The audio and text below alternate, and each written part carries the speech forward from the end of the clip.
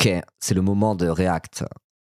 Raphaël Glucksmann sur BFM TV face à Apolline de Malherbe. Oui, nous allons React. Voilà, c'est ma nouvelle imitation de Raphaël Glucksmann. Elle est pas mal. J'arrive pas à le faire sans fermer les yeux, mais elle est pas mal, non? Bon, voilà, tout ça pour dire, Raphaël Glucksmann était hier matin sur le plateau d'Apolline de Malherbe, sur BFM TV RMC, bien sûr, cette matinale iconique. Je ne participerai pas à la primaire de la gauche. Donc, voilà. Donc il va parler de la présidentielle, on va revenir sur ces trucs de primaire de la gauche, patati patata. Il va parler un peu de Donald Trump. Donald Trump, moi je suis pas pour lui. Alors oui, je suis un agent de la CIA, certes. Mais Donald Trump, je ne l'aime pas. Kash Patel, je suis critique de Kash Patel, le nouveau directeur de la CIA. Moi, ça fait très longtemps que je suis à la CIA, madame de Malherbe. Ça fait très longtemps que je suis à la CIA. Donc je suis très bien placé pour dire que Kash Patel est un mauvais dirigeant. Ah, j'ai mis sur France Inter. Merde, c'était sur BFM. Bon, je me suis trompé. C'était pas sur France Inter, c'était sur BFM. Oupsie. Ça change pas grand chose.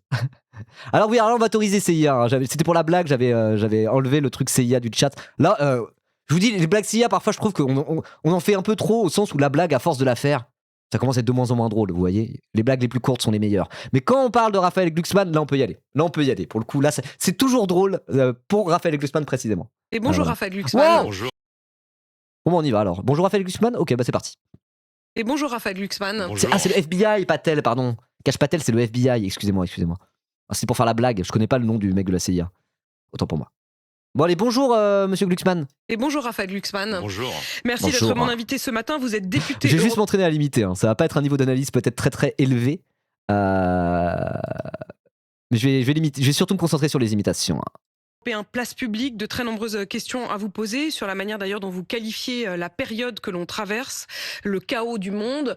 Mais d'abord pour savoir au fond qui est devant moi, cette question bien sûr, vous l'avez entendu, vu, je ne sais même pas si vous étiez au courant d'ailleurs, la primaire de la gauche, tout à l'heure sur des rails, on a même la date, ce sera le 11 octobre 2026. Est-ce que vous en serez? Alors on en a parlé hier de la fameuse primaire de la gauche, effectivement, place publique, Raphaël Glucksmann ne veut pas aller dans cette primaire. Toute l'aile droite, entre guillemets, du PS, la ligne Hollande, Carole Delga, etc., ne veulent pas de la primaire. Ils veulent avoir une candidature PS/place publique, de centre-gauche, mes couilles. Mais Olivier Faure, pourtant au PS, lui continue de parler de la primaire. Donc la question risque d'être tranchée en interne au PS au début de l'été. Voilà. Mais en vérité, il y a une conclusion à tirer de cette histoire de primaire de la gauche, c'est que c'est ultra foireux et que ça mène nulle part. Ça, on peut le dire. Voilà. Si ça vous intéresse, on en a parlé longuement hier. Allez-y. Flopesque, on est d'accord. Je ne lancerai pas, je n'y crois pas. Je ne pense pas que ce soit la manière d'enclencher une dynamique pour les élections qui seront vitales de 2027. Et donc non, je n'y serai pas. Et je l'ai dit depuis le début, je ne changerai pas d'avis dessus. Vous savez, cette primaire, c'est en quelque sorte une volonté de ne pas choisir. De ne pas choisir entre les deux pôles qui existent à gauche et qui sont structurés et qui sont les deux identités politiques puissantes. D'un côté, vous avez... Il a raison. Là-dessus, il a raison. Hein. Il a raison.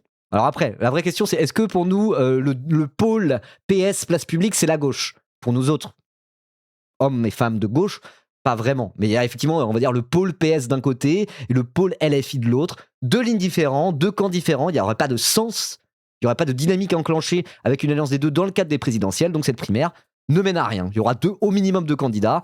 Si cette primaire sert à rajouter un troisième candidat par-dessus ces deux-là, bah c'est pas de l'unité, c'est pas de l'unionisme, c'est juste de la connerie finalement, quoi. Voilà. Donc à voir comment tout ça va se décanter. Mais là-dessus, en vrai, pour le coup, ce que dit Raphaël Glucksmann, c'est à peu près la même chose que ce que dit LFI. Simplement, LFI le dit parce que eux, ils sont dans le pôle de la gauche, la vraie gauche, le cœur battant de la gauche française.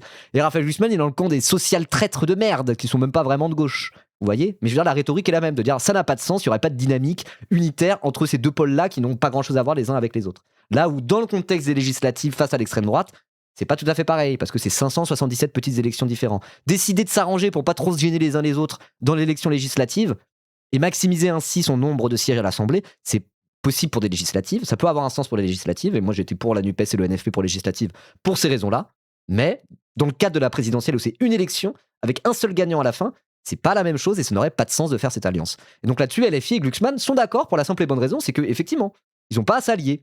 LFI est d'accord pour ne rien avoir à faire avec Glucksmann et Glucksmann est d'accord pour ne rien avoir à faire avec LFI. Donc à ce moment-là, leur primaire, elle sert à rien, elle est caduque, elle est morte dans l'œuf. Là-dessus, je suis d'accord avec monsieur Glucksmann. Il a raison. Cette primaire n'aurait pas de sens, madame. Jean-Luc Mélenchon, le populisme, la brutalisation du débat public, le refus de l'Union européenne. Et de l'autre, vous avez une gauche social-démocrate qui assume de vouloir gouverner le pays, qui est viscéralement... Alors c'est là où c'est très très différent du discours de LFI, quoi. Mais c'est le discours de LFI à l'inverse. Voilà. Européenne. Et c'est l'affirmation de ces deux pôles qui permettront d'enclencher des dynamiques au moment des élections, pas cette primaire qui refuse de choisir. Mais je comprends pas, parce que alors là-dessus, il a vraiment raison. Les trucs de dynamique, c'est s'il y a ces deux pôles-là, il y aura une dynamique. Et de toute façon, si avec uniquement deux candidats de gauche entre guillemets, on va dire qu'il s'inscrit dans le cadre de ce qu'a été le NFP, avec uniquement deux candidats, si avec juste deux candidats, pas plus, pas moins, il n'y a pas un des deux candidats qui arrive au second tour, c'est que la gauche va perdre au second tour de toute manière. Je veux dire, si le total Glucksmann-Mélenchon, imaginons que c'est ces deux-là les candidats, bon pour Mélenchon c'est quasi sûr, imaginons que le total soit pas suffisant de toute manière pour qu'il y ait un de deux qui soit qualifiable au second tour. Ben, c'est qu'on va perdre le second tour au bout d'un moment. Vous voyez ce que je veux dire ? Et la vérité, c'est que si Glucksmann y va, par exemple, ou que Hollande à sa place, ou Boris Vallaud, je sais pas, et qu'à côté Mélenchon y va, imaginons Mélenchon arrive au second tour. La vérité, c'est pour gagner le second tour, ben, il faut que les Glucksmann et compagnie appellent à voter Mélenchon contre Bardella, quoi. Vous voyez ce que je veux dire ? Donc il faut qu'on ait un espèce de socle qui soit suffisant, et si, avec deux candidatures, une Glucksmann et une Mélenchon, il n'y en a pas une des deux qui peut déjà parvenir à arriver au second tour, c'est que dans tous les cas, il est ingagnable le second tour. Donc c'est partir comme des perdants. Dire il faut un seul candidat et pas un de plus, ça enclenchera la dynamique. C'est pas comprendre ce que c'est qu'une dynamique de campagne et qui se joue sur le fond, surtout au présidentiel. Et c'est pas comprendre que de toute manière, il faut avoir un socle, un minimum suffisant pour tenter de gagner le second tour, quoi. Donc c'est bon, cette histoire de primaire, ça va 5 minutes, quoi. Voilà. Il y a aucun moment où ils appellent pas. Moi je suis d'accord, hein, même les Glucksmann et compagnie, ils appelleraient à voter Mélenchon contre Bardella, je pense. Je pense. Malgré tout. Malgré le fait que je peux pas le saquer, évidemment. Je pense, en tout cas. Ou au moins, il sera en mode pas une voix pour Le Pen, voilà, comme ce que Mélenchon avait fait pour Macron, quoi. Ça, je pense que oui. Je pense que oui. En tout cas, voilà, si c'est pas le cas, dans tous les cas, on est baisé et Bardella a déjà gagné, quoi. Vous voyez ce que je veux dire ? Enfin, voilà. Mais oui, il est sur la ligne, il faut un cap clair. Cette primaire de la gauche n'a pas de cap clair. On va pas régler les problèmes de fond et de ligne à l'approche des présidentielles. Je n'ai pas de programme. Mais au moins, j'ai un cap. Il est clair.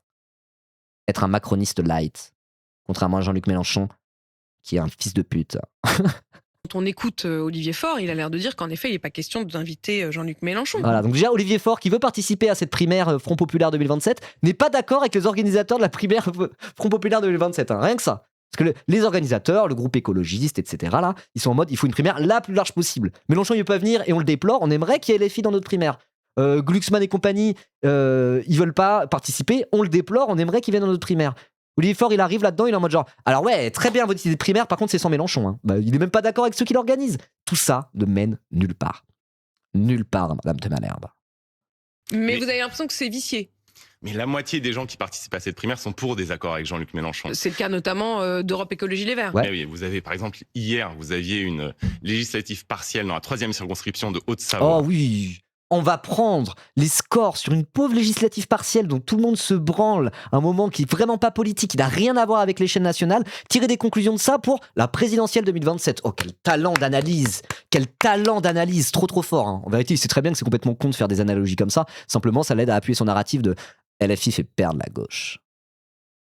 Vous aviez un candidat Place Publique allié au Parti Socialiste. Et qu'est-ce qu'ont fait les Verts ? Ils ont choisi le candidat LFI qui fait 6% et qui nous empêche d'aller au deuxième tour. Donc en fait, le fond n'existe pas pour lui. Hein, voilà. Le fond, le programme, les idées, ça n'existe pas. Moi, je fais partie de la gauche de gouvernement. Ok, je suis voué à gouverner. Contrairement à LFI, ce sont des agitateurs. Halte à l'agite propre. C'est pas comme ça qu'on va battre l'extrême droite. Refus du choix. Et moi, je ne participerai pas à cette primaire. Il y a un député, ce débile. Non, ils sont 3 maintenant. Non, ils sont 2. Ils sont 2 maintenant. Il y avait juste Aurélien Rousseau, ancien ministre de Macron. Maintenant, il y a Sacha Houlier, ancien député macroniste aussi. Voilà. Il a 2 députés, les 2 viennent de Macron, mais ils étaient il y a 2 ans, quoi. Ensuite, c'est Sacha Houlier, sur une candidature qui sera le plus petit dénominateur commun entre eux tous et qui finira dans une compétition plus à gauche que moi, tu meurs. Et finalement, pour aller aux législatives après cette bananée au présidentiel, faire des deals avec Jean-Luc Mélenchon. Moi, je veux... Bah oui, non mais attends, on verra comment ça se passe. Hein. On verra comment ça se passe. Bien sûr que ça va faire des deals avec Jean-Luc Mélenchon pour les législatives. Il va aller au second tour. Il va triompher sur tous ses rivaux. Donc non, c'est le gagnant qui gagne à la fin. Hein. Au moment où les vainqueurs arrivent, ploient les chines, déposent leur épée face à celui qui a gagné la dynamique, et puis voilà quoi. C'est vrai. Sauf si t'arrives à prendre le leadership dans la gauche française. Bon courage, Glucksmann.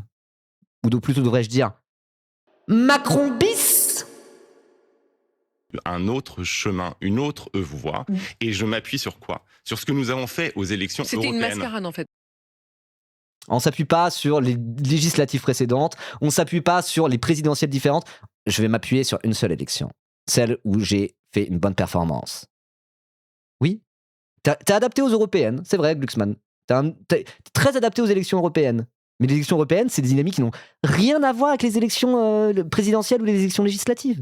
Bon, les arguments, ils puent du cul, quoi. Il est en mode genre, il ressort ce truc de je suis en tête à gauche, donc voilà mes conditions. Voilà, all over again. Hein. Si je vous écoute, ce qui s'est passé, en fait, ça ne compte pas, quoi. Bah, je pense qu'à un moment, il faudra qu'ils choisissent, c'est tout. Et je m'appuie sur cela, sur ce que nous avons fait aux élections européennes. Depuis plus de 10 ans, la gauche social-démocrate n'avait pas fait 10% à une élection. C'était 6, 2, enfin tout ce que vous voulez. Là, on a fait 14%. Pourquoi ?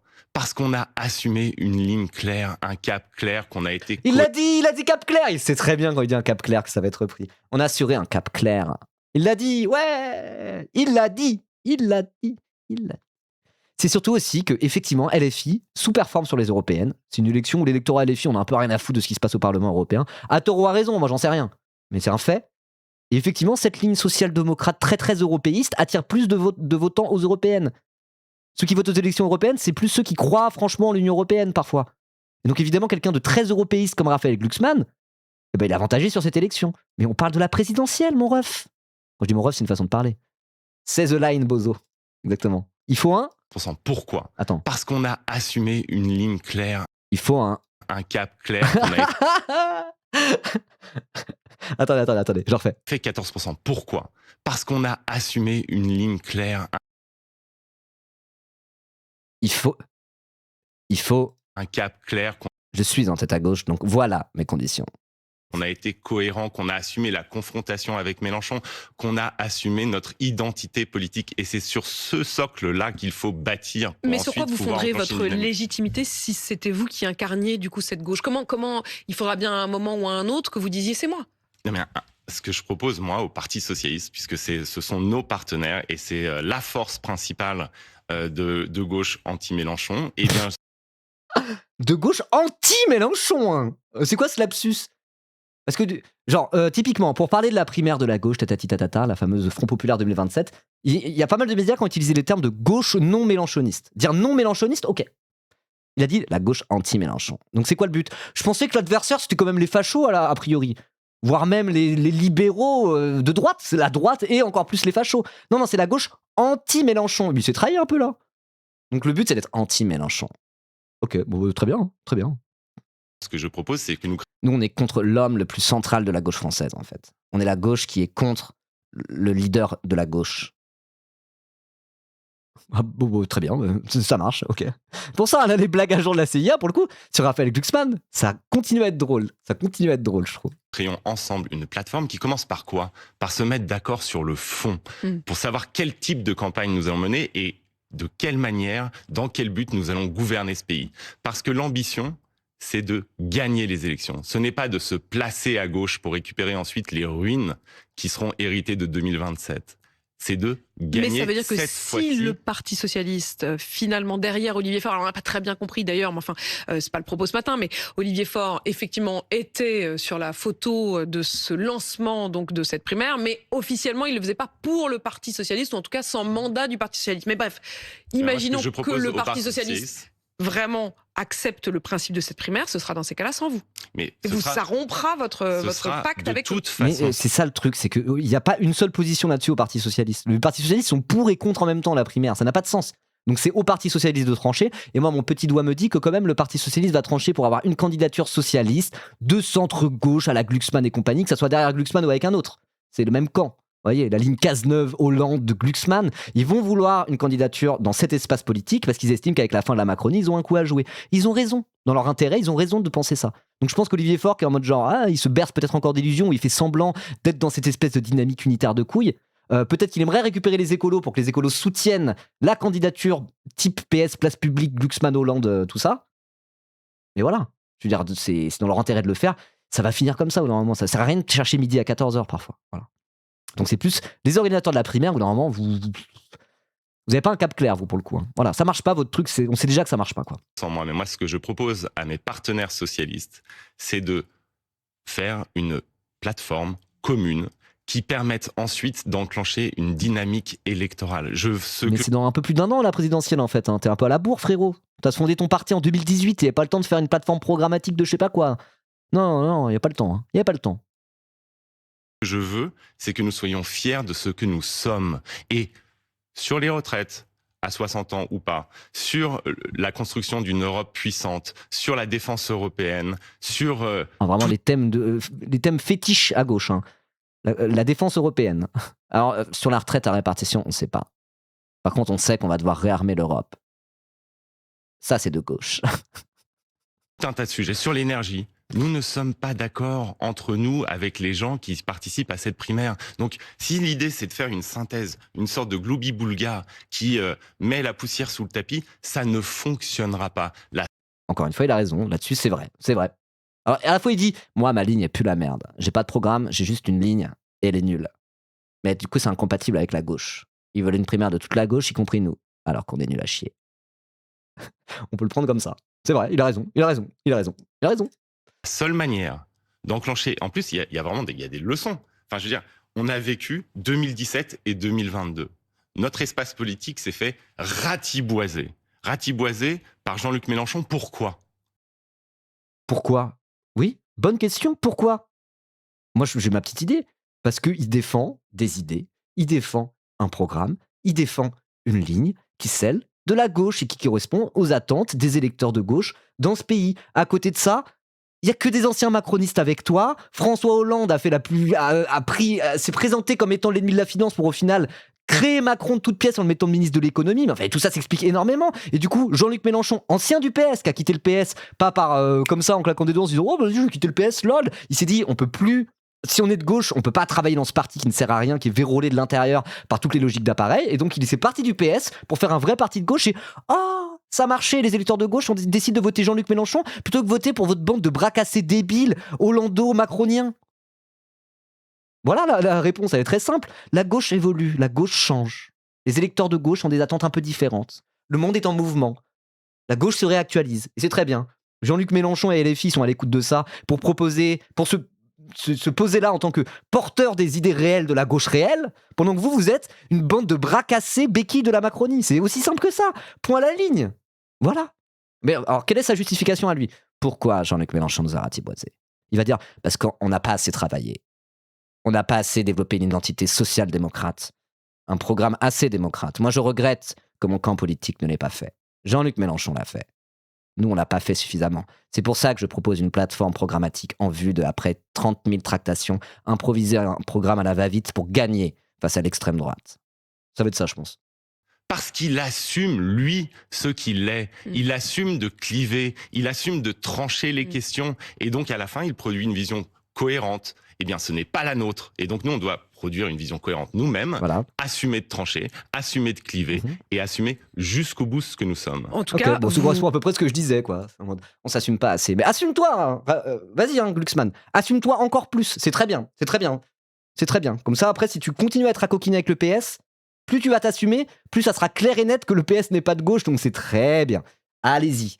Il faut un cap clair, on y revient. Il faut un cap clair. On ne sait pas exactement c'est quoi son cap, parce que s'il dit vraiment c'est quoi son cap clair, c'est être l'aile gauche de la Macronie. C'est devenir ce que Macron était censé être en 2016-2017, quoi. Donc vas-y, hein, assume ton cap clair. Effectivement, tu récupères un électorat macroniste, déçu du macroniste, libéral vaguement progressiste. Ok. Mais du coup, dis pas que ça va être toi, la gauche social-démocrate, qui va ressusciter le je sais pas quoi. Ok, vas-y. Prends le PS avec toi. Allez, casse-toi. Les choses sont très très claires là et vous sillonnez la France, vous étiez dans les Deux-Sèvres cette semaine, en Haute-Savoie la semaine d'avant, vous serez à Grande-Synthe cette semaine. Vous êtes clairement dans ce moment de campagne pour préparer cette plateforme. Et pour construire un projet, exactement. Ça me rend fou, quoi. Ça fait combien de temps qu'il c'est le seul maître à bord de Place Publique ? C'est en mode genre, ça fait bientôt 10 ans que mon parti existe, on n'a pas travaillé. Donc là, on va se mettre à travailler, je vous le promets. Hein. On sera prêt pour 2027. On va s'assumer avec un programme. On n'a pas commencé là-dessus encore. À côté de ça, les filles, oui, ils ont l'Institut de la Boétie, ils ont leurs 127 livrets thématiques qui évoluent en continu tout en restant cohérents depuis 2012. Enfin, genre, c'est quand même, ok, tu veux te lancer là-dedans ? En plus, il a dit, Jean-Luc Mélenchon, il assume, machin, bidule. Nous, on doit faire pareil. Bah, t'as pas l'impression d'avoir quelques années de retard? Alors, il dit, qu'est-ce qu'il croit, quoi? En fait, c'est très simple ce qu'il croit. Il se dit, et il a pas tout à fait tort, je pense quand même qu'il y a une espèce de prime au centrisme dans les élections. C'est le mode de scrutin de la Ve République qui veut ça, etc. Il y a toujours 2 candidats au 2e tour. Il y a le côté où plein de gens sont insatisfaits. Leur candidat de cœur, il est pas au second tour de toute manière. Voilà. Et donc ils votent pour le moins pire. Il y a toujours une prime au moins pire, en fait. Voilà. Parce que les Français de base, le président, c'est pas forcément la figure qu'ils aiment le plus. Les présidents sont assez impopulaires, assez rejetés en France. Ce peuple de Gaulois réfractaires, jamais content du pouvoir en place. Bah c'est vrai, il y a un côté un peu comme ça. Du coup, il y a une prime au moins pire. On sait qu'on va élire un président, pas parce qu'il est basé de fou, mais au moins il sera moins pire que l'autre candidat. Et donc dans cette prime au moins pire, ça donne presque une espèce de primocentrisme. Et du coup, ils sont en mode, c'est pour ça qu'ils appellent la gauche de gouvernement. Parce que ils sont un peu plus consensuels que les autres. Du coup, s'ils arrivent à gratter un second tour, ils peuvent gagner un peu par défaut. Et donc c'est pour ça qu'ils disent, nous sommes la gauche de gouvernement. Mais parce que le mode de scrutin et la manière dont se structure la politique électorale en France fait qu'effectivement, ils sont un peu avantagés structurellement. Mais c'est tout. C'est pas leur programme qui fait que eux, ils sont matures pour gouverner. C'est juste qu'ils sont plus consensuels parce que plus beaux que d'autres. Et donc, du coup, vu notre mode de scrutin, bah oui, effectivement, c'est souvent eux qui se mettent à gouverner. Mais j'appelle pas ça avoir un cap clair. Le cap, il est pas clair quand on dit ça. Voilà. Dans les Deux-Sèvres, j'étais avec des enseignantes et des enseignants. Vous savez que la France est aujourd'hui le pays qui paye le plus mal. Voter pour le moins pire, c'est pas très démocratique en soi. Alors après, au second tour, de fait, c'est ce qui se passe souvent. Hein. C'est ce qui se passe souvent. Hein. Le premier tour, c'est pas ça. C'est pas voter pour le moins pire. Souvent, c'est plus un vote d'adhésion. Mais pour le second tour, pour départager, on se dit, bon, bah, on va voter pour le moins pire. C'est ce qui permet aussi de pas avoir l'extrême droite au pouvoir en France. Hein. Enfin, le RN au pouvoir en France. Donc, bon, c'est le jeu. Hein. C'est le jeu. C'est ce qui fait qu'on a déjoué les plans du Rassemblement National dans les dernières législatives. À un moment donné, les gens se sont dit, bon, bah, je vais voter pour le moins pire. Et y compris des centristes ont voté NFP plutôt que RN parce qu'ils estimaient que c'était les moins pires. Donc on dit ça. Mais si à un moment donné, ça joue dans notre faveur, bon, bah, c'est le jeu. Hein. C'est le jeu. En Europe, en rapport avec son pays. Attends, il va parler du salaire des profs? Justement, dans les Deux-Sèvres, j'étais avec des enseignantes et des enseignants. Vous savez que la France est aujourd'hui le pays qui paye le plus mal en Europe en rapport avec son PIB, qui paye le plus mal ses professeurs. La France a été construite par l'école. C'était les hussards noirs de la République. J'allais dire les hussards noirs de la République. Qui ont fait la République. Et aujourd'hui, nous laissons l'école péricliter. L'éducation sera au cœur du projet que nous proposons pour la France. C'est le cœur du métier à tisser qui fabrique des Français, en fait. Il a raison, mais attends. Il a raison, mais comment ça se fait que sa formation politique, alors, décide de voter le budget de Macron, qui est un budget austéritaire, de réduction de la dépense publique, et qui ne fait absolument rien pour l'école publique, au contraire, qui définance encore un peu plus l'école publique? Quelle politique économique et fiscale te donnerait les moyens, Raphaël Glucksmann, de mettre le paquet sur l'école? Moi, je suis d'accord. L'éducation nationale est à l'agonie. C'est un enfer. Moins 4000 profs. Bon, bah voilà. Plus personne n'a envie d'être prof parce qu'il y a un tel manque de moyens que se projeter en avant dans une carrière de prof, souvent on se dit, ouf, qu'est-ce que je vais m'infliger ça? Je vais plutôt aller bosser dans le privé. Il y a ce côté-là. Là, je parle côté prof, côté recrutement, mais les conditions de travail des profs qui, de toute manière, vont rester profs jusqu'à la fin de leur carrière, c'est usant parce qu'il n'y a pas de moyens. Les classes sont surchargées. Il y a un manque de personnel. Et là, je parle juste des profs. Mais évidemment, côté élèves, c'est exactement les mêmes problématiques. Quand tu n'as pas de moyens, et bah, tu te retrouves à 35 dans des classes et dans des conditions de merde pour étudier. Et du coup, c'est une instruction de mauvaise qualité. Vous voyez ce que je veux dire? Donc à ce moment-là, il faut une politique économique de fond, cohérente, une politique budgétaire et fiscale à même de justement réinjecter de la thune autant que nécessaire dans l'éducation nationale parce qu'effectivement, les enfants sont l'avenir. Évidemment. Mais du coup, j'aimerais bien qu'ils se disent comment t'en donner les moyens? Parce que sur ton programme économique, déjà, il n'y a pas de cap clair, hein, premièrement. Le seul truc qui est sûr, c'est que t'es un espèce de social-libéral et donc un libéral. Et donc, je sais pas, pour l'instant, j'ai pas vu un début de piste de solution en termes de politique économique et fiscale qui pourrait lui donner les moyens de mener une telle politique, quoi, pour l'éducation. Et de la même manière, à Grande-Synthe, de quoi nous allons parler? D'industrie. Comment on peut imaginer être une grande nation, une nation souveraine, quand on a laissé la désindustrialisation se produire, quand on a laissé délocaliser nos systèmes de production? Et aujourd'hui, nos industriels sont paniqués parce qu'il y a un mur qui arrive. Bah non, mais tu vois pas le discours méritocratique classique de la droite, là? Bah non, là, il a dit il faut plus de thunes dans l'école parce que les enfants, c'est l'avenir de la France. Là-dessus, c'était pas un truc de méritocratie, quoi.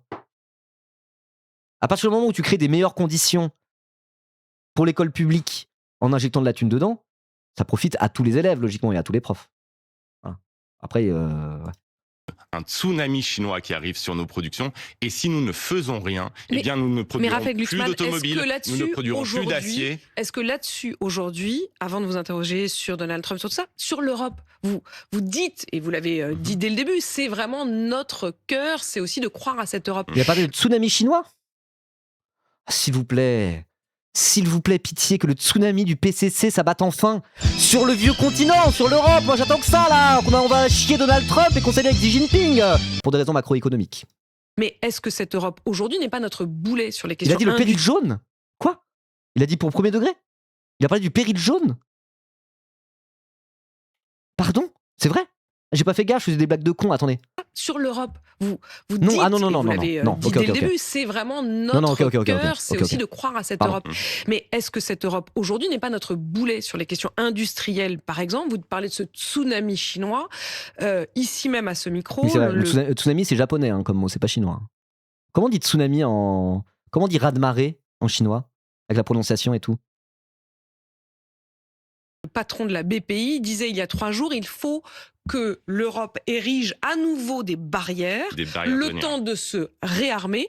Et il disait, mais le problème, c'est que l'Europe va trop lentement. L'Europe va trop lentement, mais c'est seulement à l'échelle européenne que nous pourrons imposer ces barrières. Vous savez, moi, je suis rapporteur pour le Parlement européen sur les questions des investissements étrangers. Ce que font les Chinois aujourd'hui, et c'est une stratégie consciente pour ratiboiser nos productions et nous rendre totalement dépendants, c'est qu'ils investissent dans des productions en Europe qui sont en fait juste des usines d'assemblage pour pouvoir détruire par exemple Renault en France. Et ce qu'il faut faire, c'est accepter... On est vraiment aujourd'hui... c'est comme ça se dit Hai Kiao Tsunami? Attends, c'est Hai Kiao. Hai Kiao. C'est ça? Hai Kiao. C'est ça, je l'ai bien prononcé là. C'est pas mal. Cette menace-là, menace vous avez vu, j'ai taffé mes accents toniques. Il y en a 4, plus le 5e qui n'a pas d'accent. Il y a celui où tu parles haut. Celui où tu montes, comme si tu disais quoi? Il y en a un où tu descends légèrement et que tu montes, comme si tu disais, je sais plus c'est quoi le moyen mémotechnique, où ça fait genre ah, comme ça. Et où tu montes un peu moins haut, et le dernier c'est quand tu descends. Tu fais oh, comme ça. Voilà. Je me prépare à l'avenir. Hein. Voilà. Mais moi je vous le dis, dans 30 ans on parlera tous mandarin, moi je me prépare. Notre industrie qui est déjà plus très flambante. Mais vous savez, ça c'est arrivé. Vraiment, j'ai eu un soir où j'étais en mode genre, je vais aller regarder des vidéos tuto juste pour savoir comment ça fonctionne un tout petit peu le chinois. On peut pas apprendre à parler chinois évidemment, enfin mandarin. Mais voilà, il y avait 2-3 petits trucs. J'ai regardé mes vidéos sur les accents. Et si j'ai essayé de compter jusqu'à 10 en chinois en prononçant bien, j'étais content. Enfin en mandarin, pardon, excusez-moi. Voilà. Demandez à Nibaku. On discutait ce soir-là, j'étais en mode genre, waouh, regarde ce que je regarde, trop cool. voilà. Lécher des pieds et poivron, c'est le même mot à la tonalité près. Oui, des trucs comme ça. Pareil, il y a un chiffre, je sais plus lequel, c'est le 8 peut-être? Ou le 4? Non, je me souviens plus. Il y a un chiffre qui porte malheur en chinois, en mandarin. Parce que du coup, juste une intonation. Ouais, c'est le 4, c'est ça. Parce qu'une intonation près, ça veut dire un truc qui porte malheur. Voilà, c'est ça. Dans le secteur de production des panneaux photovoltaïques, des panneaux solaires. Attendez, il parle de la production de photovoltaïque chinoise? Voilà, c'est ça. C'est quasiment le mot que la mort. Cette menace-là, menace de disparition de notre industrie qui est déjà plus très flambante. Mais vous savez, ça c'est arrivé, par exemple dans le secteur de production des panneaux photovoltaïques, des panneaux solaires, eh bien on a laissé nos producteurs se faire ratiboiser. Aujourd'hui, les 10 champions du monde sont tous chinois. Et quand vous dites, précisément, vous dites... Pourquoi? Parce qu'ils ont une économie dirigée. Parce qu'ils ont de la planification économique, des plans quinquennaux. Ils se sont dit, on va investir dans ce secteur d'avenir. Effectivement, quand c'est du libéralisme à la con et qu'on laisse les marchés financiers décider des allocations des ressources et des investissements futurs, les marchés financiers ils s'en battent les couilles, ils sont en mode genre on met de la thune dans l'IA parce qu'en fait ça peut générer de la thune même s'il n'y a aucune utilité sociale et aucune projection en avant industrielle. C'est ça le souci, mais ça il va pas le dire. Quoi, il veut faire de la planification économique comme Xi Jinping pour tenir le dragée haute face à la Chine à l'échelle de l'Europe? C'est ça l'idée? Ah bon? C'est nouveau ça. De la part de Glucksmann, je trouve ça un peu étonnant. Est-ce qu'on ne s'est pas tiré une balle dans le pied? Mais oui. Et on s'en bat les couilles de cette tirer une balle dans le pied. Qu'est-ce qu'on s'en fout? Parce que la Chine, ils produisent plein de renouvelables. Bah c'est bien, collaborons avec eux dans les énergies renouvelables. Faut pas faire le semard à dire zut, on va tout recommencer de zéro et on va essayer de leur reprendre le leadership. Bon courage pour leur reprendre le leadership du renouvelable de la Chine. Maintenant c'est bon, c'est un peu comme ça. Ainsi soit-il. Essayons de collaborer avec les Chinois sur les énergies renouvelables. Et voilà. Qu'il faut changer. Je sais pas, moi je suis internationaliste ou normalement. Si c'est pour des bonnes raisons, la collaboration entre les peuples de nations différentes, c'est plutôt une bonne chose. Pourquoi on pourrait pas collaborer économiquement avec les Chinois sur tout ce qui est énergie renouvelable? C'est en mode non, il faut être concurrentiel par rapport à eux. Bah non, on pourrait collaborer au lieu d'être concurrentiel. Ah, le problème c'est le capitalisme. Merde, j'avais presque oublié qu'on vivait dans un mode de production capitaliste. Zut alors. Tant pis. Européenne, c'est pour ça que je me bats au Parlement. C'est pour ça que il est de la CIA, Ribot. Il est contre la Russie et la Chine. On va être contre la Russie là à l'heure actuelle. Oui. La Chine. Convaincu les sociodémocrates, la deuxième force du Parlement européen, d'avoir un agenda de souveraineté qui est centré sur la question de l'industrie, de souveraineté industrielle, pour protéger nos secteurs, protéger nos producteurs contre la menace chinoise, qui est vraiment une menace d'éradication de nos capacités de production. Et moi, ce que je pas surtout que la Chine a encore le 996 en place. Alors tu parlais des journées horaires super longues où tu bosses de 9h à 9h, 6 jours sur 7. Alors les conditions de travail des travailleurs chinois, moi je suis pas pour recopier la Chine à cet égard, mais là si on parle d'investissement et de macroéconomie, c'est pas tout à fait la même chose. Hein. Et en tout cas, je pense pas que ça. Il l'aurait dit si c'est ça. Et en mode genre, on ne peut pas travailler avec la Chine. Vous avez vu les conditions de travail de la Chine. C'est hors de question qu'on collabore avec un peuple, avec une nation qui maltraite ses ouvriers comme ça. Ça ne gêne pas de faire du business avec les États-Unis. Hein. Les États-Unis, c'est pas tout à fait pareil, mais les travailleurs américains. Oui, enfin, tu réduis ton coût de production à faire ça. Alors, je dis pas l'exploitation des travailleurs chinois. Évidemment que la puissance de la Chine se bat là-dessus, mais ça, c'est le cas dans tous les pays. Là, c'est plus une question de degré que de nature. Oui, les conditions de travail des travailleurs chinois sont moins bien qu'en France. C'est vrai. Tout à fait. Mais c'est pas uniquement pour ça. Tu peux pas dire c'est uniquement grâce à ça. Sans ça, des pays où les conditions de travail sont les moins bonnes au monde, c'est eux qui seraient les plus compétitifs, etc. C'est quoi les conditions de travail des travailleurs au Bangladesh? C'est pire qu'en Chine. Hein. Pourtant, ils ne deviennent pas la première puissance économique mondiale, contrairement à la Chine. Genre, on peut pas ne pas parler de planification économique quand on parle de la Chine. C'est impossible. Vous mettre un travailleur exploité par le capitalisme ou un travailleur exploité par le communisme. Alors, c'est pas vraiment du communisme, la Chine. Hein. C'est un genre de capitalisme d'État avec des vrais éléments de socialisme dedans. Mais pas, du coup, sur les conditions de travail des travailleurs, quoi. Voilà. C'est pour ça qu'on produit tous nos vêtements là-bas. Mais de moins en moins, Zalcher, de moins en moins. Mais c'est plus Deng Xiaoping, là. On n'est plus dans les années 80. Mets-toi à jour. Hein. La Chine, c'est plus ce que ça a été il y a 10 ans. Hein. C'est très simple. En fait, il faut accepter de mettre des droits. En fait, c'est qu'il faut prendre les choses dans la nuance et dans leur complexité, quoi. Ah non, tu parlais du Bangladesh. Bah oui. Mais ça les aide pas à devenir la première puissance mondiale. Ça les aide pas à industrialiser leur pays. Voilà. Douane, d'activer nos instruments de défense. Non, tu parlais du Bangladesh. Ok. Du coup, je vois ce que tu veux dire. Bon, allez, bref, on reprend. Vous voyez ce que je veux dire, en tout cas. Chinoise qui est vraiment une menace d'éradication de nos capacités de production. Et moi, ce que je vous dis, c'est très simple. En fait, il faut accepter de mettre des droits de douane, d'activer nos instruments de défense commerciale que nous avons élaborés. Contre la Chine. Ça ne peut se faire qu'à l'échelle. Ce qu'on appelle le fameux bazooka, qui était plutôt une réponse aussi à la menace de droits de douane très élevée de Donald Trump. Bon, depuis, il est revenu dessus, mais est-ce qu'il faut effectivement pas seulement dire... Oui, allez voir la VOD sur la Chine. On a fait une super... on a fait... tiens, YouTube dans le chat. On a fait un super réact de ça avec Onibaku en duo. Bon, ça dure plus de 2 heures, hein. C'est un peu long. On réacte vidéo d'un mec de droite qui parle justement de. Et si on copiait le modèle chinois? Et du coup, dans la VOD, j'étais en mode genre. En vrai, lui, sur internet, c'est mon droitard préféré. Je le trouve un peu sympa. J'ai le sentiment qu'on pourrait discuter avec lui. Et après, on a découvert qu'en fait, sa chaîne la plus regardée à ce droitard, c'est droitard il parle que d'économie. Hein. C'est pas. Bon, peut-être c'est raciste, j'en sais rien, mais en tout cas, ça se voit pas dans ses vidéos spécifiquement. Quoi. C'est vraiment un libéral qui croit en l'économie de marché. Et en fait, la chaîne qu'il a plus regardée sur YouTube, ce gars, Crésus Investissement, c'est la Pas du Team. Du coup, je te demande. Quoi? Crésus Investissement est fan de la Pas du Team des communistes. Et du coup, après, il est venu mettre un commentaire sur la VOD en disant ah, ça me fait plaisir que je sois ton droitard préféré. Ouh. Et du coup, je lui ai répondu mais attends. T'es fan de la Pas du Team? Là, je suis ton droitard préféré. Ça commence à faire beaucoup de petites amourettes avec des communistes. Crésus, il va falloir te remettre en question. Il a liké le commentaire. Alors, c'est assez marrant, c'est assez rigolo. Mais en tout cas, n'hésitez pas à aller voir cette VOD. Elle est cool. Puis c'est pas souvent qu'on fait des trucs avec Onibaku comme ça. Donc allez-y, franchement, voilà. Surtout qu'Onibaku, la Chine, c'est sa passion. Voilà. Encore une fois, les deux figures tutélaires de Onibaku, Xi Jinping et Jacques Attali. Hein. Attention, c'est on va l'activer. Est-ce qu'il faut le faire? C'est même pas une blague. Il faut le faire. Est-ce qu'il faut le faire avec les Chinois? Et ce qu'il faut faire, surtout, c'est les gauchos curieux. Mais j'aime bien les profils comme ça. Moi, je rêve d'un débat ou juste d'un feat pas du team avec ce mec-là, quoi. Où c'est un mot genre, allez, on va te convaincre d'être communiste. Tu t'intéresses à l'économie, t'as l'air d'être de bonne foi. Écoute-nous en étant de bonne foi, on va te rendre coco, mec. J'aimerais bien. C'est un peu mon rêve. Bien. Dans telle filière, qui sont stratégiques pour nous, et bien. Comme Drakeos, ouais. Il a des profils comme ça. Moi, je vois des profils de gens de droite, un peu de bonne foi, ou qui sont historiquement été de droite, et ils ont l'air d'être quand même clairement en train de se gauchiser, hein, on va pas se mentir. En tout cas, bon, si on peut y participer un petit peu, en évitant de les envoyer chier, les traiter de sale droitard tout le temps, moi je suis pour. Hein. Voilà. Et pas tous.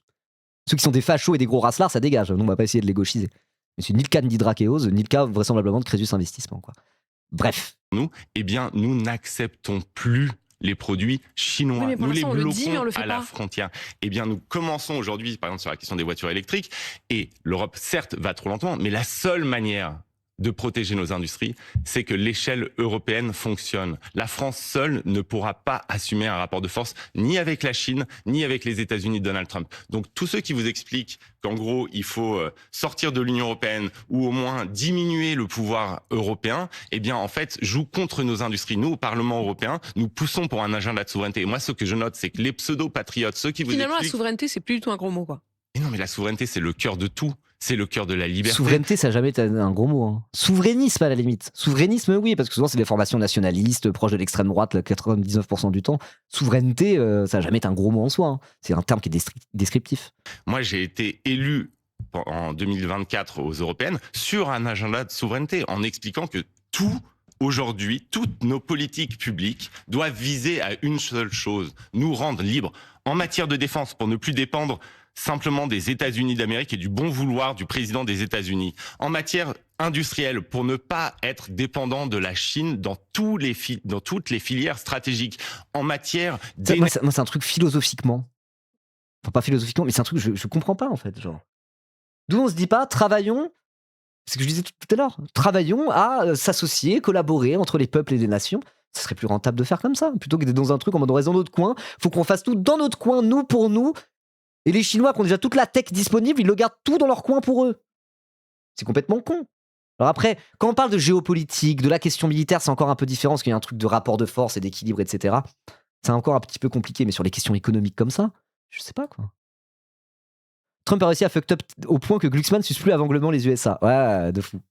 Mais en tout cas, il met vraiment sur un pied d'égalité l'Amérique de Trump et la Chine, mais pour des raisons de pareil. Il faut une souveraineté européenne, en fait. Moi, je m'en bats les couilles. J'aime que l'Europe, en fait. Il faut que l'Europe devienne une superpuissance mondiale et militaire, à même d'être plus fort encore que Trump et plus fort encore que Xi Jinping. C'est mon projet de société pour l'humanité. Oh, nique ta mère. Soyons un peu plus internationalistes que ça, pitié. Pour ne plus dépendre de la Russie, pour ne plus dépendre des puissances du Golfe ou des États-Unis. Et donc, tout doit viser à la souveraineté désormais, parce que l'Europe, à cause de 40 années d'indolence en France et en Europe, eh bien nous sommes... Économiquement, est-ce qu'il a tort? Mais ça dépend, on avait parlé de souveraineté énergétique. On pourrait avoir une souveraineté énergétique, pour ça on devrait quand même aller massivement dans le renouvelable aussi, électriser à fond nos réseaux, aller à fond là-dedans, et c'est ce qu'il faut qu'on fasse. Mais genre, est-ce que si on se lance dans des grands projets d'investissement public pour préparer l'avenir, à la fois écologiquement, et du coup ça passerait par une forme de souveraineté énergétique française, ce serait quoi le plus malin? De le faire en collaboration avec la Chine, parce qu'ils ont une tech de fou sur les énergies renouvelables, ou le dire on doit tout refaire nous-mêmes dans notre coin? À ce moment-là, on pourrait collaborer avec la Chine sur le renouvelable, dans le but de, in fine, avoir notre souveraineté énergétique, quoi. Voilà. Profondément dépendant. Vous savez que en France, on fait déjà avec le nucléaire. C'est pour ça que j'ai parlé d'électriser l'énergie en France de manière générale. En gros, souvent, ce qu'on dit, c'est pour avoir un système qui est durable écologiquement, il faut que ça reste assez en surface de dire ça, mais c'est déjà pas mal. Il faut que 3 conditions soient remplies. Première condition, avoir une électricité qu'on produit proprement, de manière verte, de manière en tout cas tenable, donc pas de charbon, pas de pétrole, le moins possible pour produire l'électricité. Et voilà, donc le nucléaire, au moins à moyen terme, c'est une bonne solution parce que ça produit peu de CO2. Il y a d'autres problématiques, mais bon, on peut déjà faire un mix nucléaire renouvelable dans un premier temps. Moi, je ne suis pas contre le nucléaire à moyen terme, ça c'est sûr. Donc ça, en France, on est pas mal avancé grâce au nucléaire. Il se trouve que, voilà, ok. Donc l'énergie qu'on produit, l'électricité qu'on produit, elle est relativement verte. Mais il y a énormément de choses, on n'utilise pas d'électricité. Les véhicules qui roulent au pétrole, à l'essence, c'est pas des véhicules électriques. Donc deuxième condition, il faut utiliser le moins possible d'énergie fossile et électriser un maximum les réseaux et les technologies. Si t'as ça, t'as déjà du tout électrique quasiment. C'est-à-dire que l'énergie que tu utilises, c'est quasiment que l'électrique. Et en plus, cette électricité est produite de manière verte. Il manque une 3e case à cocher, c'est la sobriété énergétique. Arrêter cette course en avant de toujours plus. Parce que sinon, même avec une électricité verte et une technologie massivement électrisée, en fait, ça sera pas tenable, quoi. Voilà. C'est pour ça que j'ai parlé d'électriser aussi tout le réseau et tout le truc, quoi. Il y a le stockage et tout, ça reste dans les grandes lignes en disant ça, quoi. Voilà. Et c'est pour ça que la Chine, moi je salue leurs efforts sur le renouvelable et tout, même s'ils font ça de manière un peu cynique pour se placer dans la compétition économique à l'avenir. Mais voilà, même s'ils passent au tout renouvelable, etc. Tiens, Art Déco joue à CS2, tu travailles pas? Je rigole. On peut travailler en jouant à CS2 dans certains travails. Force à toi. Voilà, imaginons qu'ils arrivent progressivement à transitionner vers le tout renouvelable de la Chine. En tous les cas, c'est qu'une case de cocher. Donc voilà, faut pas non plus les prendre pour les champions de l'écologie à tout jamais. Je veux dire, ça reste insuffisant quand on regarde vraiment ce que c'est la lutte contre le réchauffement climatique et pour un avenir durable, quoi. Bref, tout ça pour dire que voilà, si on veut notre indépendance énergétique, développer le renouvelable français, etc., pourquoi on devrait se passer de collaborer économiquement avec la Chine ? Je vois pas ce qui justifie ça. Et en Europe, eh bien, nous sommes devenus profondément dépendants. Vous savez que, par exemple, quand vous utilisez votre carte bleue, eh bien, vous dépendez des États-Unis. Et que si le président des Américains décide ce qu'il a fait pour un juge Guillou, voilà, qui se retrouve à devoir payer en espèces et à ne plus même pouvoir payer qu'une carte bleue. Et donc, qu'est-ce qu'il faut faire là ? Il faut un système européen de paiement. Tu inverses l'ordre méthodo. Alors, je les donnais pas dans l'ordre, les 3 points. Mais je sais que j'ai souvent entendu ça. Voilà, c'est un peu les 3 grands axes qui sont absolument obligatoires pour être durable énergétiquement. Voilà. Mais je dis non. Après, c'était vraiment resté en surface. Je les ai pas donnés dans l'ordre. C'est juste qu'on parlait de base de nucléaire, donc je l'ai fait dans cet ordre-là. Voilà. C'est pour ça que moi, je salue le travail d'Aurore Lalucq, la coprésidente de Place Publique, qui est à la tête de la Commission économique au Parlement européen, se bat pour l'euro digital, pour qu'on puisse payer en utilisant des moyens européens. Et c'est ça sur tous les sujets. Le numérique. Donc on doit reprendre le pouvoir de notre propre souveraineté. Et ça ne peut arriver qu'à l'échelle européenne. Tout cela face effectivement à des États-Unis de plus en plus hiératiques. Ce week-end, ce drame. Hiératique, elle a dit ? Erratique ou hiératique ? Je comprends pas. À Minneapolis, est-ce que les États-Unis ont basculé ? Ils ont basculé et c'est vraiment une leçon. Ça veut dire rigide, auquel je savais pas. À retenir. Vous avez vu à quelle rapidité une démocratie aussi enracinée que la démocratie américaine peut basculer. Vous avez aujourd'hui des citoyens américains qui sont assassinés par des agents fédéraux dans les rues de Minneapolis, 1 an seulement après l'accession au pouvoir de Donald Trump. Vous avez aujourd'hui des États-Unis d'Amérique qui menacent de guerre le Danemark, leur meilleur allié sur la scène internationale, pour récupérer le Groenland. Donc vous avez vu à quel point... Enraciné, non mais en mode c'est la plus vieille démocratie du monde. Parce que la constitution des États-Unis, elle a été révisée 2-3 fois, mais vite fait, et c'est la même constitution et la même république depuis avant 1789, la République française. Donc c'est la plus vieille république du monde, et les institutions républicaines américaines sont ultra solides et donc soi-disant démocratiques, parce que ça tient sur le temps long. Mais c'est aussi un simulacre de démocratie. La solidité des institutions, effectivement, l'histoire l'a prouvé, mais ça ne veut pas dire que les institutions sont bonnes en soi, ça veut dire qu'elles sont solides, effectivement. Mais le système est extrêmement imparfait, quoi. Voilà. Le Royaume-Uni, je crois que le Royaume-Uni, il y a eu plusieurs... c'est plus compliqué que ça, quoi. Je sais pas. C'est une monarchie parlementaire, c'est pas une république. Voilà. Société démocratique. Si je dis ça, c'est pour ça qu'il dit ça, quoi. Voilà. Mais encore une fois, prendre juste ça en mode avant tout allait bien, et c'est juste à partir du moment où il y a eu le Groenland et 2 Américains blancs, citoyens américains tués par la ICE, que là, ça y est, c'est la bascule fasciste. C'est pas un truc qui s'est entamé petit à petit. Ça se base pas déjà sur un déjà là fasciste qui était là aux États-Unis d'Amérique depuis le début. Un continuum autoritaire, raciste. Non, c'est tout nouveau, ça tombe de nulle part. Oh, allez. Mais encore une fois, je dis pas que c'est un non-événement que Trump et c'est juste dans la plus pure continuité que ce qui est toujours fait aux États-Unis. Il y a un vrai changement, il y a un vrai truc de l'ordre de la bascule. Mais à côté de ça, on peut dire que c'est, malgré tout, ça s'inscrit dans aussi l'histoire américaine, le rapport à la violence et le rapport à tout un tas de choses, quoi. La manière dont le monde leur société est hyper inégalitaire, c'est la loi du plus fort, le racisme structurel sur lequel c'est intégralement bâti les États-Unis d'Amérique. Bon, tout ça sort pas de nulle part, malgré tout. Malgré tout. Là, ça donne l'impression que tout ça sort de nulle part, quoi. Basculer. Et c'est une leçon qu'on doit tirer, y compris en France. Après, il dit ça en mode genre, si le discours, si la rhétorique pour dire Trump, la bascule fasciste, on peut avoir la même chose en France, et que du coup, si le RN et compagnie arrivent au pouvoir, il va se passer comme ce qui se passe aux États-Unis d'Amérique de Trump, et prendre ça en exemple. D'un point de vue rhétorique, je vois ce qu'il veut dire, et je vois ce qu'il veut dire, et ok, très bien. Quand vous votez pour l'extrême droite, c'est ça que vous avez au pouvoir. Ce n'est pas... Ce que vous dites, c'est que, attention, ce qui se passe là-bas, ce sont les complices de Donald Trump ici, c'est le RN ? Mais oui. Quand vous votez... Bon, ça après, genre, voilà, cette rhétorique-là, dans les médias dominants, de dire, vous voyez Trump aux États-Unis, zinzin ? On a les mêmes en France, c'est le RN. Dire ça, en vrai, là-dessus, ok. Voilà. D'un point de vue rhétorique, oui, je suis d'accord. On pourrait nous-mêmes éventuellement sortir les mêmes arguments, quoi. L'emporte. Et en 2027, il y a bascule, mais lui, il le dénonce par opportunisme politique. Je sais pas, moi je pense qu'il y a quand même une... Non mais attendez, il faut aussi voir à quel point Trump est impopulaire en France, et à quel point il y a plein de gens qui, c'est pas forcément des gros gauchistes comme nous, qui voient ce qui se passe aux States et qui hallucinent et qui sont en mode waouh. Il y a pas que nous en vrai. qu'il y ait une forme de sincérité de la part de Raphaël Glucksmann, ou premier degré, il est en mode c'est une zinzinerie ce qui se passe aux States avec Trump, c'est en pleine dérive autoritaire. Bon, je pense que c'est aussi un peu le cas. Il y a tout le temps une forme d'opportunisme, mais bon, j'ai pas envie d'aller sonder son cœur, et probablement que oui, même si c'est un gros centriste de merde, voilà, il y a un côté où Trump, il n'y a pas besoin d'être ultra basé politiquement pour être premier degré inquiété par ce qui se passe là-bas. Voilà, quand même, soyons un peu honnêtes. Risque que le RN l'emporte. C'est plus pour dire à quel point c'est une dinguerie ce qui se passe. Même monsieur l'agent de la CIA se désolidarise du pouvoir américain, c'est dire. On peut le voir comme ça aussi, quoi. Voilà. Lui, en tant que politicien, il parle d'être anti-LFI. Oui, certes. Mais après, de toute façon, la politique politicienne, entre guillemets, la politique électoraliste, la politique médiatisée de cette manière-là, il y a toujours une part de j'avance mon agenda politique, il y a toujours une part de stratégie qui se mélange à des idées de fond et une vraie sincérité, en réalité. C'est le cas pour tout le monde. Je dirais, LFI, parfois, ils se disent si on parle de ça, ça peut être bien dans notre stratégie. Et ça ne veut pas dire qu'ils ne le pensent pas par ailleurs. Il y a toujours un arbitrage entre les deux. C'est toujours un peu les deux en même temps. On parle de politique politicienne. Voilà. Cette fois-ci, eh bien, c'est ce que vous avez. C'est ce que vous avez en Hongrie, sous M. Orban.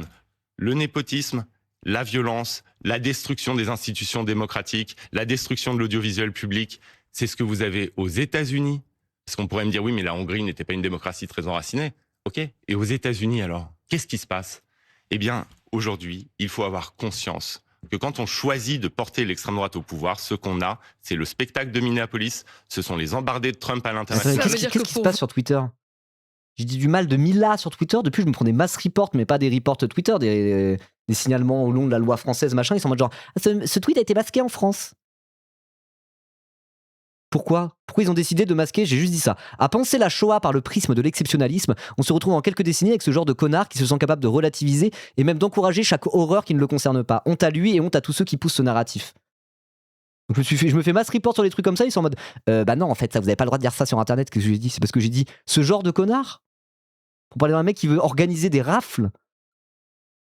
Je comprends pas ce qui se passe là. Ça y est, hein.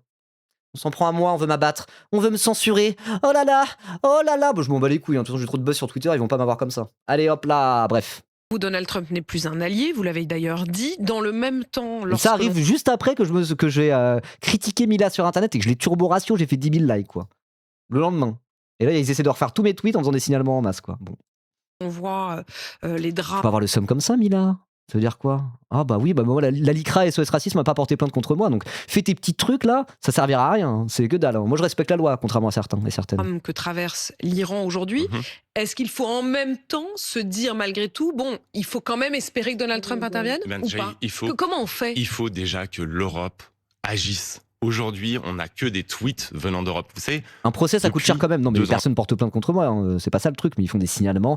Il y a deux manières de signaler sur Twitter. On peut dire ça ne respecte pas les règles de Twitter. On peut dire ça ne respecte pas la loi française. Et du coup, en vrai, ils me demandent même pas de supprimer les tweets. Ils disent la visibilité a été limitée. C'est tout. Voilà. Mais c'est que, comme par hasard, pile.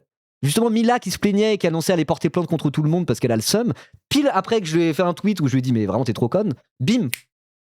Je me reprends des signalements en masse comme ça et je reçois des mails sur des vieux tweets et tout. Genre, bon, bah voilà. Il n'y aura pas de procès, il n'y a rien du tout. Et je suis l'architecte de procès ça. Procès de quoi ? Il y a un procès parce que j'ai dit, oh là là, parce que j'ai dit pauvre conne sur internet. Pauvre conne, je vais être devant le tribunal et ils vont dire, vous avez dit pauvre conne sur internet ? Oui, mais à côté, la meuf, elle a dit Heil Hitler, ah bah les Arabes. Bon, j'exagère un peu, mais pas vraiment, quoi. Bref. T'as fait combien de vues sur mon tweet sur Mila ? Beaucoup. Attendez. Je finis juste là-dessus, après on reprend. 2 secondes.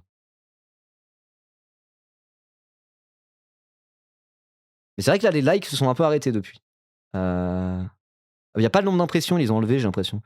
9400 likes en tout cas. Voilà. Mais la visibilité a été limitée a priori. 425 000 impressions, 14 000 engagements, 4 000 ouvertures de détails, 303 visites du profil, 9400 likes, 534 RT, 33 commentaires. Donc beaucoup de visibilité quand même.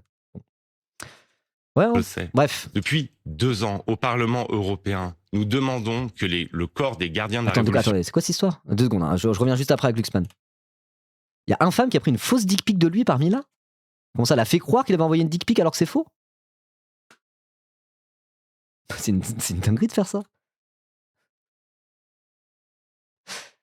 Waouh.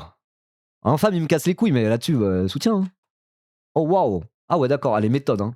Ah, les méthodes. Mais à force de faire ça, si c'est démontré, au bout d'un moment, c'est des trucs. C'est elle qui va se prendre 1000 procès dans la gueule et perdre, en fait. Elle est trop bête. Quoi. Et si t'as plus le droit de dire pauvre con sur internet, sur Twitter, dès que je poste un tweet, j'ai des dizaines de commentaires de gens qui m'insultent. Qui m'insultent aussi. Et c'est plus violent que pauvre con. Hein.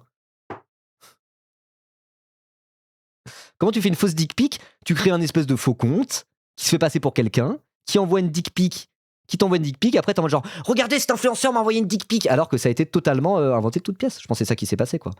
Et bah, je crois qu'il a plainté, non mais juste à un moment donné, à se croire vraiment tout permis comme ça. Surtout que Mila, en vrai, elle est née d'un moment médiatique où tout le monde lui a donné du buzz, en mode genre elle est harcelée. C'est une excellente occasion pour nous de taper sur les Arabes. Du coup, il y a tous les racistes de France qui se sont mis en branle pour venir à son secours. Alors je dis pas le harcèlement qu'elle s'est pris, évidemment que j'encouragerai jamais des comportements comme ça. Là n'est pas la question.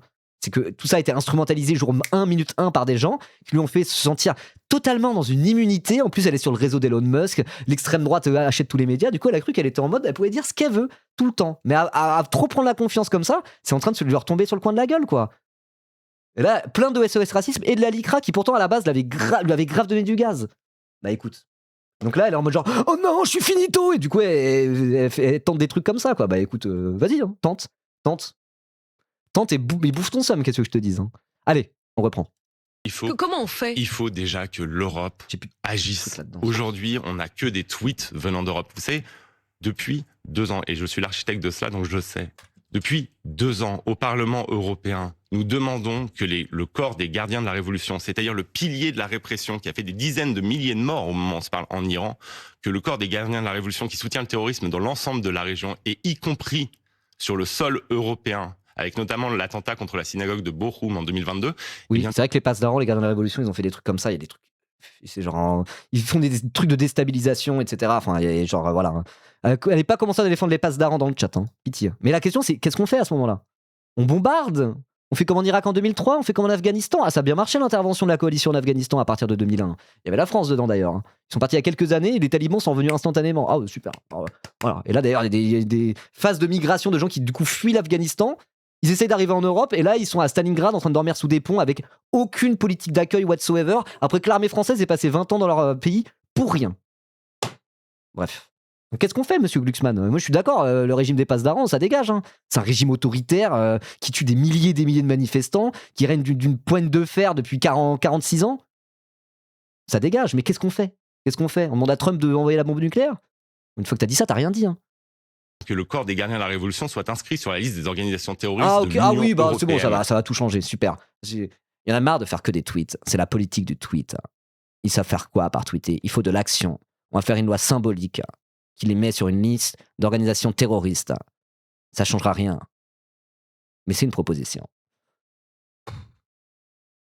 Et ce n'est toujours pas fait. Au moment où on se parle, il y a encore des États, dont malheureusement le nôtre, la France, qui refusent cette inscription sur la liste des organisations terroristes. Parce qu'ils veulent continuer à pouvoir parler avec ce régime. Mais la vérité, c'est que ce régime est devenu totalement infréquentable, qu'il est dangereux pour le peuple iranien d'abord, qu'il est dangereux ensuite pour l'ensemble de la région, et qu'il est dangereux Jean-Philippe Tanguy était plus basé que Raphaël Glucksmann sur cette raison, juste sur ce qu'il a dit. Il a dit le régime doit tomber, mais ce sont aux Iraniens de le faire. Si on va commencer à bombarder des pays, on sait très bien comment ça termine. Jamais aucun peuple n'a été libéré par les bombes occidentales. C'est aux Iraniens eux-mêmes d'être les propres agents de leur émancipation. C'est pourquoi je soutiens le peuple iranien révolté. Voilà, en gros, il a dit ça. C'est une position, une position relativement de surface, mais au moins, ok, d'accord. Au moins dire ça, quoi. Là, on sait pas ce qu'il veut dire. Pour nous, puisqu'il est... Non, on a dire Jean-Philippe Tanguy plus basé sur cette question-là, a eu un discours plus clair sur cette question-là précisément que Raphaël Glucksmann. Hein. Mais ça veut pas dire que je préfère le RN même à place publique. Hein. Quand même, faut pas déconner.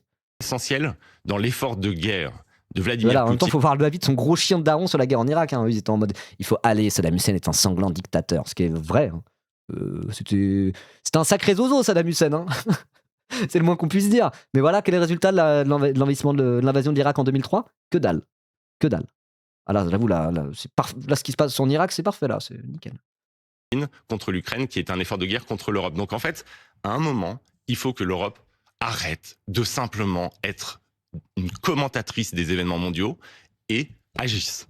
Et agissent sur le Groenland. Est-ce que vous faites confiance voilà, il y a Daesh qui contrôle la région, à Donald Trump qui semble en quelque sorte faire machine arrière? Ce que cela montre, le fait que Donald Trump fasse machine arrière, c'est qu'en fait, tant que vous faites des courbettes, il avance, il vous marche dessus. Mais si vous assumez le rapport de force comme l'ont fait les dirigeants européens, et là je salue la position du président de la République française, Emmanuel Macron, eh bien il recule. For sure.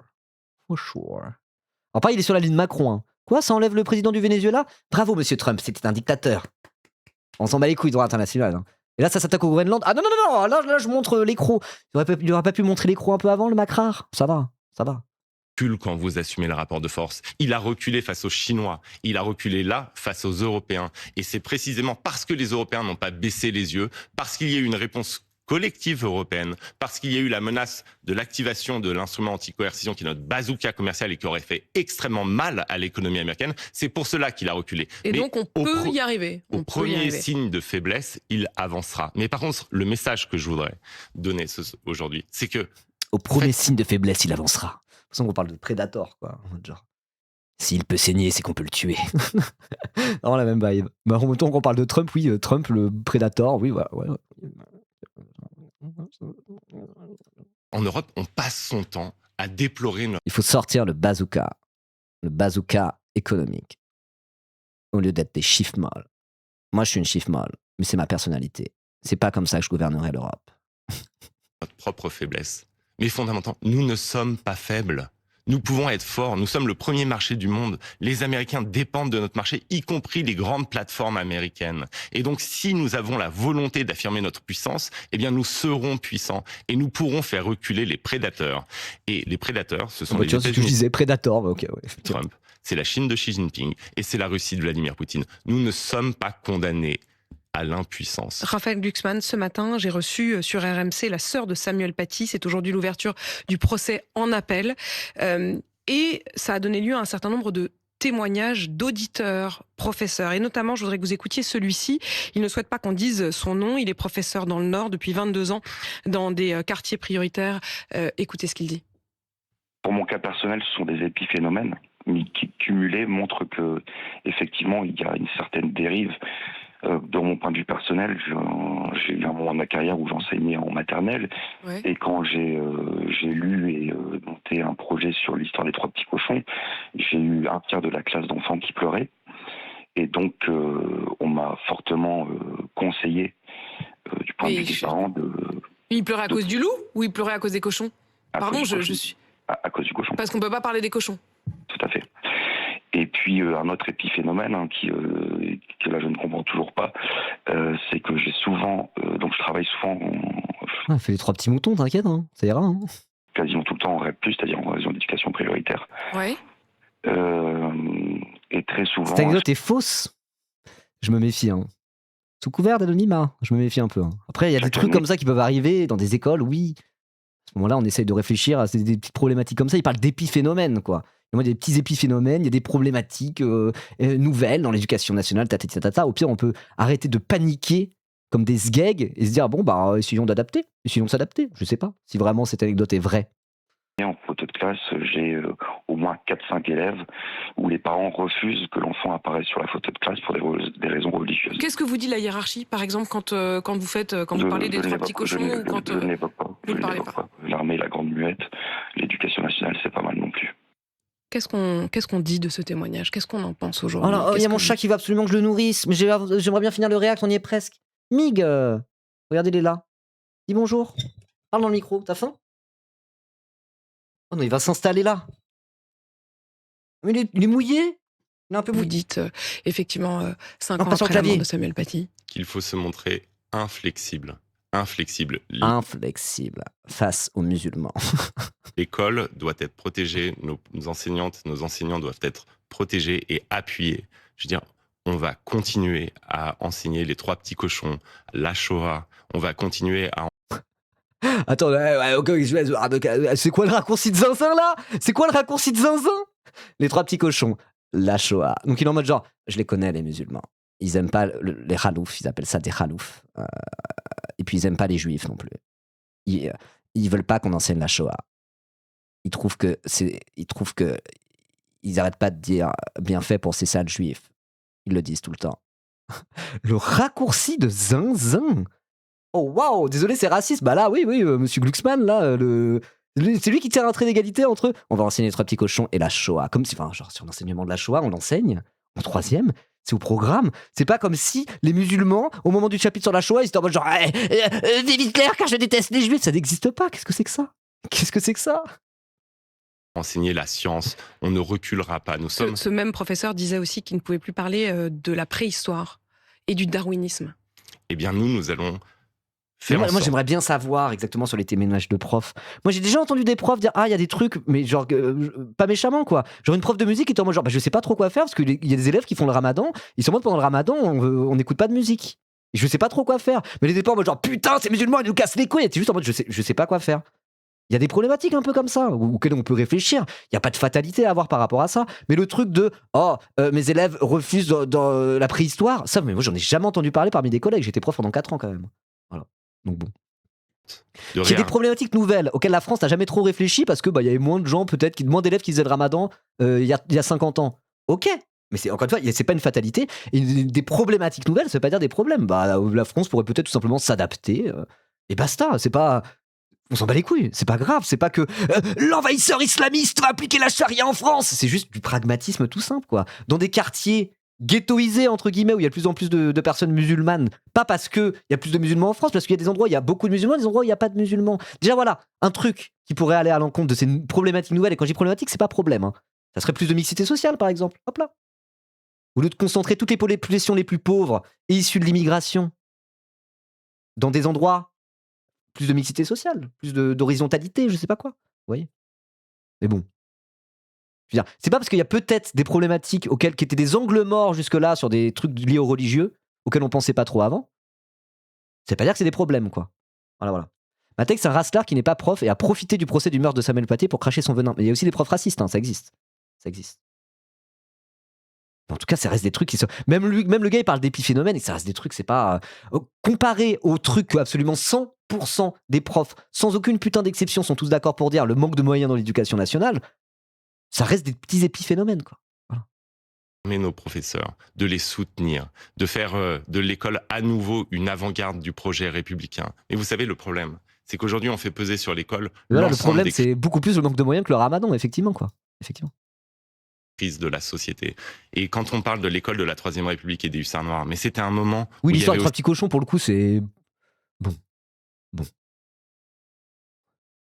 Aussi des syndicats de masse, des partis politiques de masse, un service militaire de 3 ans. Et donc, il y avait toute une société qui accompagnait le projet républicain. Et aujourd'hui, il n'y a plus que l'école. Il n'y a plus que l'école, TikTok et des émissions de divertissement. Eh bien, moi, je vais vous le dire, on va reprendre le métier à tisser de la France et de la République. Et donc, par exemple, il faut un service civique universel et obligatoire. Universel et obligatoire, pas volontaire. Non, pour tous les jeunes de France, pour les arracher à leur quartier, pour qu'ils puissent se mixer, pour qu'ils puissent se rencontrer. L'interdiction. Les arracher à leur quartier, ouais, c'est d'une manière. Les arracher à leur quartier, quoi. Il faut les arracher à leur quartier. Car les quartiers, c'est le lit de la délinquance et de l'islamisme. Les arracher, quoi. Voilà, tout à l'heure, je disais, il faudrait plus de mixité sociale. Et il y a déjà des mesures comme ça dans l'éducation. Des trucs où ils modifient la carte scolaire pour que tous les élèves qui viennent de la cité, ils soient pas tous dans le même établissement avec les petits bourges de l'autre côté. Essayer de mélanger un peu les différents élèves pour que ça fonctionne mieux. Et ça marche. Parler de mixité sociale, dire c'est pas normal que les gens les plus pauvres, tout en bas de l'échelle sociale, soient parqués dans les mêmes quartiers où les services publics sont absents, etc. Il faut plus de mixité sociale. C'est un discours classique, il n'y a pas de souci avec ça. Mais lui dit, il faut un service civique obligatoire pour arracher ces racailles à leur quartier de racailles. On pourrait dire, il faut des grands plans d'urbanisme qui visent à plus de mixité sociale. Car c'est sain. Sois normal, mec, dis juste ça. C'est quoi ce dark gauchiste qui est même pas vraiment un gauchiste? Aïe, aïe, aïe, aïe, aïe, aïe, aïe, aïe, aïe. Aïe, aïe, aïe, aïe, aïe. Des réseaux sociaux, au moins de 15 ans, vous y êtes favorable? Oui, mais moi je vais même plus loin. Je pense qu'il y a des plateformes aujourd'hui qui sont une menace de déstabilisation pour nos démocraties. J'ai présidé la commission d'enquête. Ils vont interdire Twitter et Kik du Parlement européen sur les ingérences étrangères. Et je peux vous dire que, par exemple, TikTok... Faut interdire TikTok. Quand vous prenez TikTok et que vous analysez leur rôle, par exemple, dans l'élection présidentielle en Roumanie, ils ont faussé cette élection. Ils ont fait monter un candidat de 3 à 25%. Attends, c'est TikTok directement qui l'a fait? Ou c'est la Russie qui s'est servi de la plateforme pour essayer de faire de l'astroturfing? C'est ça que je comprends pas. Non, c'est pas TikTok directement qui l'a fait. Il y a des gens qui ont utilisé les réseaux sociaux pour faire de l'astroturfing et pour faire monter des trucs. Mais c'est le cas pour tous les médias sans exception. C'est le cas de « Oh, les milliardaires d'extrême droite rachètent des médias pour faire leur propagande ». Oui, donc il faut interdire les médias. Alors, c'est bon. simplement en le rendant Après, moi, je suis pour viral. plus réguler, je sais pas de quelle manière elle serait satisfaisante, mais je suis pour une meilleure régulation des réseaux sociaux et de l'internet, parce qu'il y a des vraies problématiques où il faut faire gaffe, quoi. Mais interdire TikTok parce qu'il y a des. Parce que certains s'en servent pour faire de l'influence. Bon. Nous C'était n'avons pas la Russie, c'est un millionnaire roumain. Bon, je sais pas exactement, je suis un peu de l'histoire. Je confonds avec un autre truc. Bon. Alors, Pampan Lapin, je vois ce que tu veux dire, c'est pour se foutre de sa gueule, mais je veux quand même rejeter le terme. Voilà. aucun contrôle sur ces algorithmes. Ils sont aujourd'hui une menace pour la démocratie. Donc oui, il faut menacer de bannir TikTok et ensuite prendre le contrôle, pouvoir surveiller ces algorithmes. Aujourd'hui, c'est à la fois une menace pour la santé mentale. Après, l'opacité des algorithmes dans les applications, on sait rien d'eux, et c'est contrôlé par des boîtes privées, etc., etc. Moi, je trouve qu'il y a un sujet là-dessus, effectivement, genre plus de transparence, des meilleures règles, plus de régulation sur les plateformes, etc. Moi, je suis plutôt pour, mais là, il faut interdire TikTok parce que c'est utilisé par des mauvaises personnes. Oui, bah, ok, c'est aussi utilisé par des bonnes personnes. Enfin, nos enfants. Vous m'avez compris. Hein. C'est une sorte de fentanyl, une drogue qui est en train de vraiment pourrir l'esprit de nos mômes, et c'est une menace pour nos démocraties. Et je précise d'ailleurs, Raphaël Glucksmann, que c'est assez cohérent. Vous avez vous-même fermé votre compte TikTok. Député européen, Place Publique, merci d'avoir répondu à la question. Un peu, c'est du fentanyl pour l'esprit de nos gosses. Moi, je vous le dis, hein, je suis pour mieux réguler tout ça. Un gamin de 6 ans qui est sur TikTok 8 heures par jour, c'est vraiment très mauvais pour lui, il faut pas.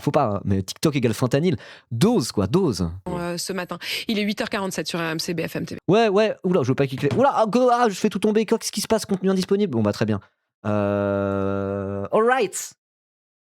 Bon bah vous en pensez quoi de Raphaël Glucksmann au final? Vous pensez qu'il va gagner la présidentielle là? Il a l'air bien parti.